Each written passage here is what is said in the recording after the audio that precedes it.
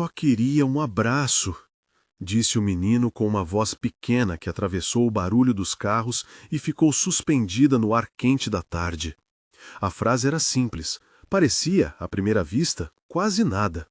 Mas havia nela uma grandeza que incomoda, um pedido que carregava o peso de uma solidão e, ao mesmo tempo, uma esperança tão concreta quanto uma mão estendida. Haviam poucas sombras naquele ponto de ônibus. O asfalto brilhava por causa do calor. O odor forte de gasolina se misturava com o cheiro doce de um chá esquecido num copo descartável. O prédio ao lado lançava uma sombra branca e retangular, e o som das buzinas era mais um pano de fundo do que uma interrupção. O menino estava ali, as pernas balançando no ar como quem não quer tocar o chão. Seu cabelo curto tremulava com a brisa que vinha entre os prédios, e os dedos apertavam levemente a barra da camiseta como se segurar alguma coisa desse segurança. Ao lado dele, a mulher que o acompanhava, a mãe, mantinha um sorriso contido que já não buscava encobrir o cansaço. Havia marcas de noites mal dormidas ao redor dos olhos, mas também uma paciência antiga, dessas que nascem de cuidar por anos. Ela observava o trânsito, mas era a voz do filho que parecia falar diretamente ao mundo. Só queria um abraço. Do outro lado da rua caminhava um motorista. Por fora, uma figura comum, a farda amarrotada, o crachá gasto, passos pesados que pareciam sincronizados com a rotina. Por dentro, um homem com menos sinais de alegria e mais assombros de memória do que a aparência deixava transparecer. Era viúvo, trabalhava turnos que fatiavam o dia e a noite, carregando no colo a escolha de não falar muito sobre si mesmo. Havia tempo que aprendera a fechar a porta da emoção para não ser ferido de novo. Era a defesa que o sustinha e confundia. O motorista parou sem querer. Aquela voz, tão clara e direta, atravessou a barreira automática que ele construíra. A memória veio como um cheiro, café coado pela manhã, a mão rugosa do pai pousando em sua cabeça, uma promessa sussurrada no leito de um hospital que cheirava a remédio e lençóis brancos. O pai disse algo que ele guardara na garganta por anos, não em palavras exatas, porque a memória nunca as traz perfeitamente, mas em sentido. Cuida das pessoas, não endureça, não se feche, não deixe o mundo ensinar você a ignorar quem pede um pouco de calor humano. Ele tentou seguir. Dá-se por certo que em qualquer cidade alguém pede algo e a vida segue, mas a voz pequena do menino criou uma fissura. Quantas vezes ele, apressado, não vira a cara diante de um pedido que era pouco mais do que ar? Quantas vezes aceitara que o sistema fazia o acolhimento por ele, que houvesse programas, instituições, gente paga para cuidar, e assim aliviar a sua culpabilidade pessoal? Hoje, essa facilidade roncava como um motor em falso. A cena congelou por um segundo. O menino repetiu, menos firme, quase para si mesmo.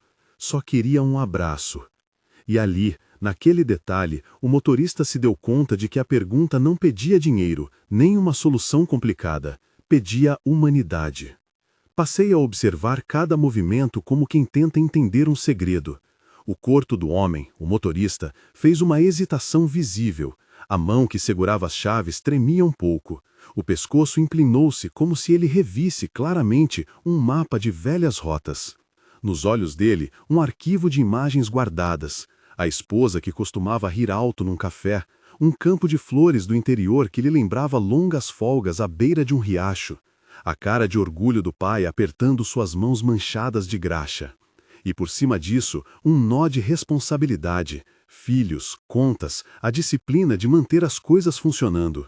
O ponto de ônibus era um microcosmo. Alguns transeuntes sequer notaram. Outros lançaram um olhar curioso e logo desviaram. Um casal jovem trocou sorrisos constrangidos. Uma senhora encolheu os ombros, como se dissesse que não era com ela. Foram aqueles segundos que decidiram por uma possível mudança, ignorar ou responder. O motorista fez o movimento mais simples e talvez por isso mais difícil. Olhou para o menino. Não foi um olhar vazio, foi um reconhecimento. Reconhecer é diferente de ver. Ele viu a mão pequena que se abria, o rosto que pedia contato. Naquele instante, algo antigo que jurara enterrar acendeu-se, a promessa ao pai. não em forma de obrigação moral que pesa, mas como um fio que vinha de dentro, puxando-o para fora do seu casulo. Eu sei que você já se perguntou: o que faz alguém decidir, numa fração de tempo, arriscar-se a cuidar quando as histórias pessoais empurram para o isolamento? Às vezes, basta uma lembrança. Às vezes, basta que uma voz pequena nos chame pelo que ainda somos capazes de ser. O motorista atravessou a rua com passos longos. O barulho das rodas de um ônibus ao virar a esquina cobriu por um instante o som dos próprios pensamentos dele. Havia, contudo, quem observasse com outra leitura. Havia quem desconfiou da presença da criança ali. Em cidades grandes, a suspeita é um reflexo de tantas histórias duras que se acumularam. Alguém pode supor que trabalho de exploração, que há intenções mercenárias, que há truques. É triste, mas essa sombra existe. Antes que pudesse alcançar o menino, o motorista parou novamente, agora por conta de um gesto da mãe. Ela ergueu a mão, discreta, um pedido para aguardar, ou talvez um sinal de vigilância. Os olhos dela encontraram os dele e houve uma conversação silenciosa. Confiança, hesitação, um reconhecimento mútuo.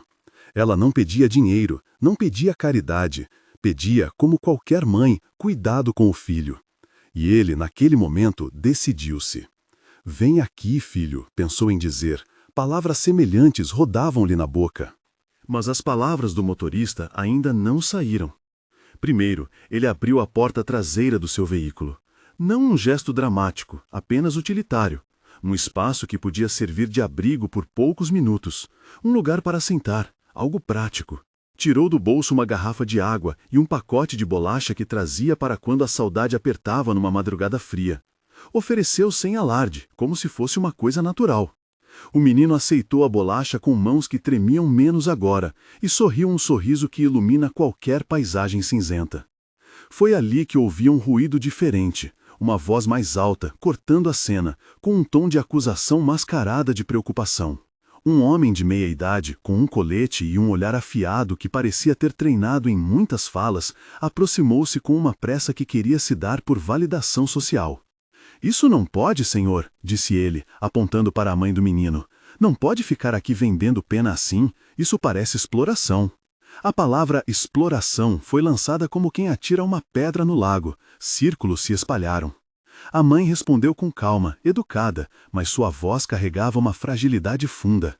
«Não estamos vendendo nada, ele só quer um abraço», ela disse. A defesa era simples e verdadeira, mas a suspeita já havia plantado sementes. O motorista sentiu as sombras do julgamento tangenciar seu gesto. Havia algo de ácido naquele tipo de acusação. Em muitos casos, a comunidade está autorizada, quase por lei invisível, a desconfiar, a vigiar, a interrogar. Não que as instituições nunca sejam necessárias, muitas vezes são. Mas uma acusação pública feita sem diálogo é como um golpe que revira a dignidade de quem já carrega tanto. O homem se aproximou mais, e agora a tensão cresceu. Havia outros olhares, curiosos e prontos para tomar lado. Um jovem tirou o celular. O ato de filmar dá a sensação de controle, como se o registro fosse prova suficiente para confirmar uma suspeita que ainda não foi investigada. Em minutos, o ponto de ônibus, que até então fora um lugar comum, virou um pequeno palco de julgamento. O motorista olhou para tudo isso. Sua vontade de simplesmente ajudar, dar um abraço, oferecer uma carona curta até um lugar seguro, talvez telefonar para alguém que pudesse apoiá-los, chocava com a necessidade imediata de responder a uma acusação. Se eu não disser nada, vão achar que compactuo, pensou. Se eu defender, vou entrar num conflito que não sou obrigado a resolver. Essas pequenas batalhas internas são as que forjam o caráter de alguém, a diferença entre agir e fingir que não viu. Mas havia, além do conflito externo, uma urgência. O menino havia pegado a mão do motorista, num gesto espontâneo. A mão pequena encontrou a mão grande e, por um segundo, o mundo cessou de ser palco e voltou a ser um simples contato humano. A mãe suspirou aliviada. A expressão do motorista mudou, uma mistura de surpresa e ternura, como se tivesse sido tocado por algo que ele acreditava rompido dentro de si. Eu poderia descrever o abraço que viria com todos os detalhes do mundo. O peso da camiseta, o cheiro da camiseta, a segurança do aperto. Mas ainda havia fatores externos. O homem com o colete continuava a falar em alto tom, pedindo responsáveis. Uma senhora na calçada dizia entre dentes que aquilo tudo poderia terminar mal, que vivemos tempos difíceis. Alguns começaram a comentar sobre esses pedidos nas ruas, como se fossem uma praga social, não pessoas. O motorista, até então a caminho de um gesto simples, agora estava diante de uma decisão que exigia coragem em duas frentes: a coragem de decidir pelo humano e a coragem de enfrentar o julgamento coletivo. Ele pensou no pai, novamente. Aquela promessa que era, sobretudo, um convite à dignidade. Fez um movimento lento, o tipo de movimento que não é teatral. Aproximou-se com cuidado, como quem não quer assustar, e disse com voz pausada, não alto, apenas firme: "Vem aqui, filho." A frase caiu como água morna em pele cansada. O menino sorriu com os olhos brilhando, e a mãe deixou escapar um riso reprimido, uma mistura de alívio e surpresa. O homem com o colete abriu a boca para replicar, para argumentar, talvez para chamar por auxílio. Outros olhares se dividiram entre reprovação e entendimento. Naquele exato momento, no entanto, outro elemento apareceu. Um jovem que empurrava uma bicicleta, com uma camiseta do projeto de assistência local, aproximou-se e olhou para a cena. Ele viu o motorista, viu o menino, viu a mãe. Seu rosto se suavizou. "Eles estão com alguém do projeto?" perguntou baixinho para a mãe. Ela balançou a cabeça negativamente. "Não, estamos sozinhos." O rapaz, então, virou-se para o homem de colete e disse com calma: "Antes de julgar, vamos ouvir. Posso ajudar a contatar um centro se precisarem." A simples oferta de alguém que estava disposto a mediar mudou a frequência do ambiente. O tom se tornou menos hostil, embora a tensão permanecesse. O motorista percebeu que algumas coisas acontecem em cadeia. Um gesto humano chama outro, e às vezes uma voz que decide falar pela justiça, não pela acusação, pode ser a ponte entre o medo e a esperança. Os minutos seguintes foram um entrelaçar de conversas baixas. O homem de colete terminou por recuar, não sem antes lançar um último olhar de desconfiança. O rapaz da bicicleta permaneceu por perto, pronto para intervir. Um casal que passava ofereceu água. Pessoas comuns, pequenas pontes humanas, formaram um cordão protetor tímido. O motorista, que até ali havia planejado apenas dar um abraço e seguir sua rotina, viu-se com tempo a mais nas mãos. Sabia que, no fundo, aquele gesto simples poderia significar muito para o menino. Não por promessas milagrosas, mas por ser um reconhecimento concreto. Você existe, você pertence, e esse reconhecimento tem consequências práticas. Pensou em levá-los a um lugar onde pudessem comer, em procurar um centro de atendimento, em ligar para um serviço social. Não fazia promessas grandiosas. Pensou em coisas pequenas e reais. Um prato de comida, um contato, um lugar seguro por algumas horas. Enquanto planejava, a cena ganhou um novo elemento. Uma viatura passou devagar na rua e o policial no banco da frente olhou para o ponto. Nada dramático, eram patrulhas de rotina, mas a presença do símbolo da autoridade pública condicionou os ânimos. Alguns respiraram fundo, como quem espera que a lei dê resolução ao conflito. Outros fecharam-se, receosos de que o aparelho estatal viesse determinar algo que pudesse separar mãe e filho. Em todo caso, a possibilidade de intervenção institucional estava no horizonte. E foi aí, no meio dessa alternância de apoios e desconfianças, que o motorista tocou o ombro do menino com um gesto que não exigia palavras. O contato foi breve, mas forte. Houve um reconhecimento de dois corpos cansados, um corpo que ainda buscava calor e outro que, temporariamente, conseguia oferecer. O abraço que se anunciava era tarefa simples e revolucionária, e o motorista sabia, sem precisar de grandes frases, que ao fazê-lo não estaria salvando ninguém de algo sobrenatural. Estaria apenas, e já era muito, assegurando a presença humana do outro. Mas assim que o abraço se iniciou, uma voz se elevou mais uma vez. Não era a voz do homem do colete agora, nem do rapaz da bicicleta. Era alguém que vinha de dentro da rotina urbana. Um comentário cortante, que mais acusava a rua por permitir aquilo do que a família por estar ali. Palavras duras sobre segurança e responsabilidade flutuaram no ar. A mãe apertou o braço do filho com força. O motorista apertou também. E justo quando a cena parecia tender ao acalento, um pequeno tumulto começou a se formar à distância. 2 homens se aproximaram rapidamente, andando com pressa, falando alto. Um deles não trazia só palavras preocupadas, trazia intenções que não eram claras, talvez só a pressa do dia, talvez algo mais. A tensão se elevou, os olhares se voltaram, e o abraço, que acabara de começar, converteu-se em ponto de decisão. O motorista recuou um pouco, protegendo a criança com o corpo, como se tivesse de repente percebido que um gesto privado podia ser interrompido por uma ordem pública, por uma suspeita que se transformasse em acusação formal. A sombra de que as boas intenções podem enfrentar consequências reais pairou. Alguém poderia, por economia de tempo ou por mal-entendido, pedir a intervenção de uma autoridade. Alguém poderia filmar e transformar aconchego em peça de acusação. Ou mais comovente ainda, o gesto poderia ser visto como invasão, e a mãe, já cansada, poderia sentir expor seu filho. É nesse exato ponto que o primeiro capítulo da história chega a uma bifurcação. Há um gesto humano que começa a se concretizar e, junto dele, a possibilidade de enfrentamento público que pode tanto colocar tudo em risco quanto levá-los a um caminho mais seguro, caso a comunidade entenda e proteja. O motorista, com o menino no colo, percebe a fragilidade do momento. Um abraço pode ser um porto ou uma bandeira que chama tempestade. Você já se pegou olhando para uma cena dessas e pensando qual seria a sua atitude? Fica fácil julgar de longe. Difícil é estar no centro do pequeno turbilhão, decidir entre a timidez da própria proteção e o risco de, por amor, atravessar o medo alheio. O que o motorista fará naquele instante? Se continuará, se enfrentará os 2 homens, se chamará por ajuda, se seguirá com a simples humanidade do abraço, será o fio que definirá, por hora, o destino imediato daquela família. O menino agora repousava semi-abrigado.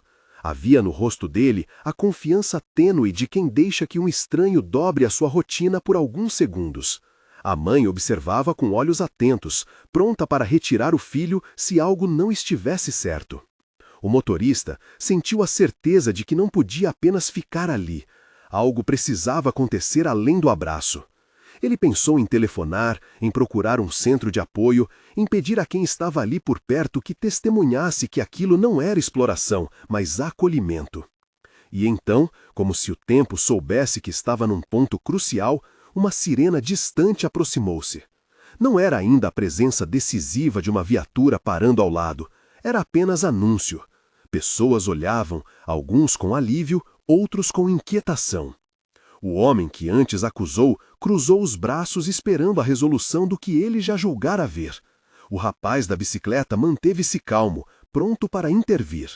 O motorista apertou o abraço e por um segundo fez uma promessa muda a si mesmo. Que aquele gesto não seria isolado, que haveria passos concretos depois. Mas havia também a voz interna que perguntou: será que um abraço chegará para resolver?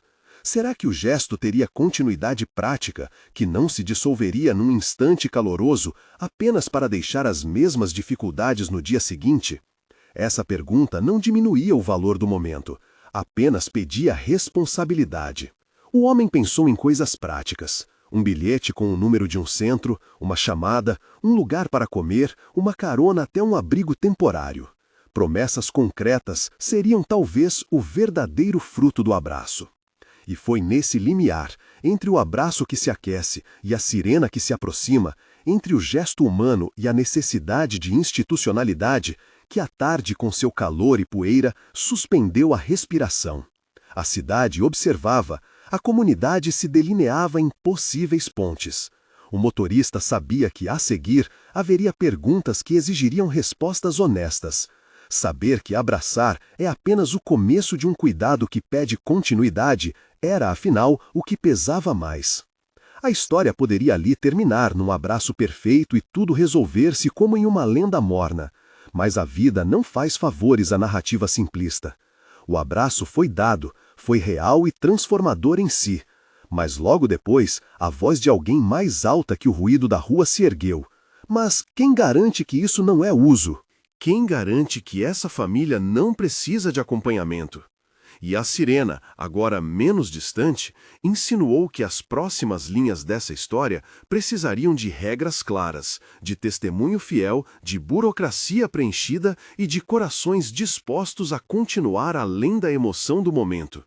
E antes que a situação se resolva, antes que possamos dizer com certeza se o gesto será protegido ou desfeito, deixo você com uma pergunta que fica como responsabilidade.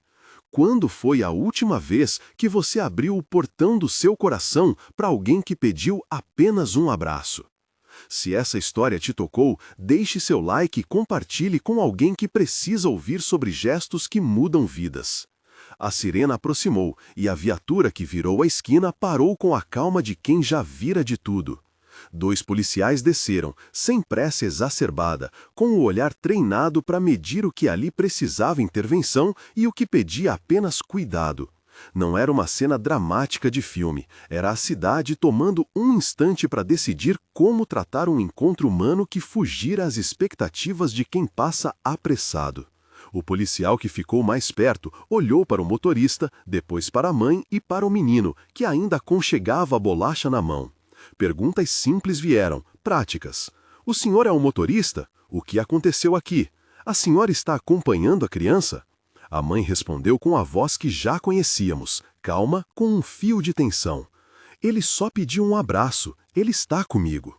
O motorista explicou, de forma lacônica, que viu um pedido naquele tom e decidiu parar. Nada mais. Nenhuma história mirabolante, só a lógica pura de quem não queria fingir-se de surdos diante de uma necessidade mínima. O policial fez anotações, não por desconfiança automática, mas porque a lei exige registro quando há envolvimento de menores em via pública. Abriu o caderno, olhou o crachá do motorista, conferiu o documento da mãe. Tudo legítimo, nada o ocultar.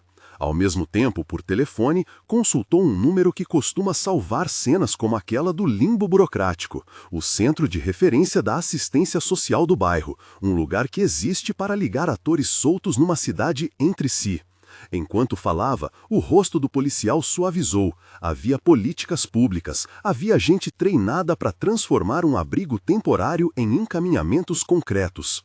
O rapaz da bicicleta, que permanecera por perto, ofereceu-se para acompanhar até o centro. Ele fazia parte de um projeto local que auxiliava famílias com crianças com deficiência. O nome do projeto era pequeno, mas a sua presença não. Conectava as pessoas certas, explicava os passos a seguir, dava um copo d'água quando não havia outra coisa. Posso levar vocês, disse. Conheço o caminho e sei onde receberão bem. A mãe, aliviada, concordou. Antes de seguirem, houve um instante que resumia algo maior. O homem com o colete, que antes acusara sem ouvir, aproximou-se de novo. Havia vergonha em seu rosto, ou talvez reconhecimento de que julgamentos precipitados ferem. O projeto do rapaz da bicicleta fez o que sabia. Agendou uma avaliação para o menino com síndrome de Down, conectou a mãe a um grupo de pais que reunia experiências e indicações de escola inclusiva e passou a acompanhar a família com visitas quinzenais. A assistente social orientou-se a respeito de benefícios, auxílio inclusão, programas locais e indicou também oficinas de capacitação profissional para a mãe, caso ela quisesse. Era trabalho de formiguinha, lento, sistemático. E nas semanas que se seguiram, a vida da pequena família ganhou uma tabela de compromissos que, embora não resolvesse a pobreza ou todas as noites sem dormir, começou a desenhar milagres menores, consultas marcadas, documentos em dia, ocupação da criança em espaços educativos. O motorista, por sua vez, aliou sua ação a práticas cotidianas. Não pediu reconhecimento público, jamais gostara disso, mas a comunidade o reconheceu aos poucos. Quando a mãe recebeu a notícia de que a criança poderia ser matriculada numa turma de educação infantil com apoio pedagógico, o motorista foi uma das primeiras pessoas a comemorar com ela. Levou um bolo simples feito por sua vizinha, um bolo que não dizia nada senão, estamos juntos. A celebração foi modesta, mas real. E naquele dia, ao ver o menino brincar com cores e texturas, o motorista sentiu uma alegria que não cabia no peito. Claro que não faltaram tropeços. Burocracia é rio de pedras, exige paciência para cairmos e levantarmos. Houve dias em que a mãe recebeu negativas, faltaram documentos ou surgiram problemas para comprovar endereço. E houve também quem desconfiava das intenções daquele homem que aparecia demais para o gosto de alguns. Em conversas mais íntimas, o motorista confessou a um colega que sua aproximação vinha de uma promessa sussurrada há muitos anos. O pai lhe dissera para não endurecer o coração. Não era uma citação de igreja, era memória afetiva. O colega, que conhecia o amargor de uma vida à beira da resignação, ouviu sem julgar e ofereceu o que sabia: tempo. O que se consolidou não foi um romance paternal perfeito, foi, antes, uma família por escolha e cuidado. O motorista assumiu a posição de figura presente, levou o menino ao seu primeiro corte de cabelo feito por alguém que entendia carinho, ficou em filas de matrícula, compareceu a reuniões escolares quando a mãe não podia. Às vezes, apenas acompanhava com silêncio, mão no ombro, presença que dizia: "Você não está só". Sempre que podia, levava bolachas e água. Nunca subjugou a mãe, nem tentou ocupar o seu lugar. Aprendeu a ser figura de suporte, não substituto. Houve uma vez em que a dúvida sobre seus motivos voltou a aparecer, mais forte. Chegou por meio de um vizinho mal-intencionado que espalhou um boato nas redes locais. Acusava o motorista de querer protagonismo, de se autopromover. Uma faísca que poderia incendiar tudo. Mas havia algo diferente agora. Laços haviam sido tecidos. O rapaz da bicicleta, a assistente social, uma professora da creche, o dono da lojinha que antes acusara, e até o homem com o colete, que agora sabia seu nome, juntaram-se para dar testemunho. Quando a cidade passou a perguntar quem era esse homem, ouviram relatos simples. Ele me trouxe café quando fiquei doente, ajudou a encontrar fraldas, me acompanhou numa consulta. Pequenas provas. A verdade biográfica era menos importante do que a constância dos atos. E, quando a comunidade viu que os atos se repetiam, o boato desfez-se como fumaça. Enquanto isso, o menino crescia. Não milagrosamente, e essa é uma diferença que importa, mas com passos que foram sendo celebrados como conquistas reais. Teve sua primeira festa de aniversário na creche, com um bolo decorado com caminhões, o tema que o fascinava, e uma cadeira adaptada para facilitar sua presença. O motorista, que sempre gostava de coisas simples, ajudou a montar as bandeirolas. No dia da festa, quando o menino soprava a velhinha com o auxílio gentil de uma professora, o motorista sentiu algo que lhe contraiu a garganta. A certeza de que, às vezes, a promessa de um pai continua a viver em atos discretos. Meses viraram anos. A história do abraço no ponto de ônibus passou a ser contada em rodas amigas como exemplo de fé prática. Não de uma fé transformadora de enfermidades, mas de uma fé que se traduz em cuidado. O motorista, que antes fechara a porta ao mundo por medo de ser ferido, abriu outras. Abriu o portão de sua casa em dias de festa para a mãe e a criança. Deixou que a família compartilhasse jantares improvisados. Foi convidado a ser padrinho afetivo do menino em uma pequena cerimônia com amigos, onde promessas foram feitas, não de miraculosas curas, mas de presença. A relação com a escola foi progressiva. A professora contou, numa reunião com pais, como a presença daquele menino enriquecera a turma. Havia mais paciência nas brincadeiras, mais criatividade nas adaptações, mais compaixão nos conflitos. Pais que inicialmente temeram a proximidade passaram a elogiar a convivência. A inclusão, afinal, não é uma obra do acaso, é construção lenta de mãos que aprendem a segurar as diferenças sem diminuí-las. Não faltaram conflitos com o mundo. Houveram episódios de preconceito, olhares atravessados em filas, comentários rudes de algumas pessoas sem noção. Houve também burocracias que emperravam benefícios. Em alguns momentos, a mãe se sentiu só e exausta. Nesses dias, o motorista assumiu o papel de resistência tranquila. Fez a feira, chefiou a cozinha quando o cansaço a derrubava, conduziu encontros com o projeto e, uma vez, até negociou com um empregador que havia recusado a mãe por medo desconhecido. Ele conversou, explicou, mostrou o compromisso da mulher e o empregador aceitou dar uma oportunidade. Pequenos triunfos, que somados, ergueram uma vitrine de dignidade. A cidade, por sua vez, aprendeu aos poucos. O ponto de ônibus, onde tudo começara, ganhou um banco novo colocado pelo comércio local. Uma placa discreta comemorava a parceria entre vizinhos. Não era monumento a um herói, mas sinal de que as coisas mudavam quando alguém decidia agir. Projetos similares surgiram, inspirados pela narrativa local. Rodas de voluntariado que acompanhavam famílias vulneráveis, grupos de apoio que ensinavam como agir sem paternalismo. O abraço inicial foi catalisador para uma cadeia de cuidado. E a vida, que gosta de mostrar que o tempo redime e também exige responsabilidades, trouxe ao motorista um presente inesperado, um reencontro com o irmão distante que soube da sua história e veio para a cidade. Eles conversaram sobre seu pai, sobre a promessa que o pai havia feito numa cama de hospital, e a memória ganhou forma verbal. Cuida, não endureça. Aquela lembrança, antes rumorosa, transformou-se em alicerce, que o impulsionou a formalizar um compromisso. Passaria a participar semanalmente de um grupo do projeto, ajudando não só com recursos, mas com o tempo que tantas vezes se perde. Era o que podia dar, atenção continuada. Já haviam se passado uns 5 anos, quando a comunidade preparou uma pequena festa de confraternização no centro. Havia barraquinhas com comidas simples, uma quadrilha improvisada numa tarde de inverno, uma banda local que tocou clássicos com um arranjo leve.